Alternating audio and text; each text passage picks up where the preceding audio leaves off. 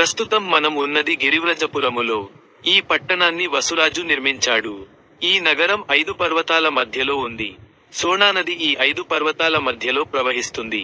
అందుకే ఇక్కడి ప్రాంతం సస్యశ్యామలంగా ఉంటుంది. కుశుడి రెండవ కుమారుడైన కుశనాభుడికి 100 మంది కుమార్తెలు కలిగారు. వాళ్ళందరూ కూడా ఘృతాచి అనే అప్సరసకి, కుశనాభుడికి జన్మించారు. వాళ్ళందరూ విశేషమైన సౌందర్య రాసులు, మెరుపుతీగల వలె చాలా అందంగా ఉండేవారు. ఒకనాడు ఆ కుశనాభుడి కుమార్తెలు కొండమీదకి వెళ్లి పాటలు పాడుకుంటూ, వీణలు వాయిస్తూ సంతోషంగా ఉన్న సమయములో అక్కడికి వాయుదేవుడు వచ్చాడు.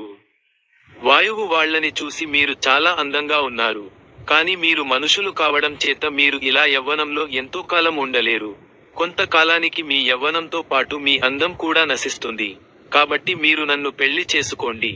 నన్ను పెళ్లి చేసుకుంటే మీరు కూడా నిత్య యవ్వనములో ఉంటారు అని ప్రలోభ పెట్టాలని ప్రయత్నించాడు. వెంటనే ఆ 100 కన్యలు ఏకకంఠంతో ఇలా పలికారు.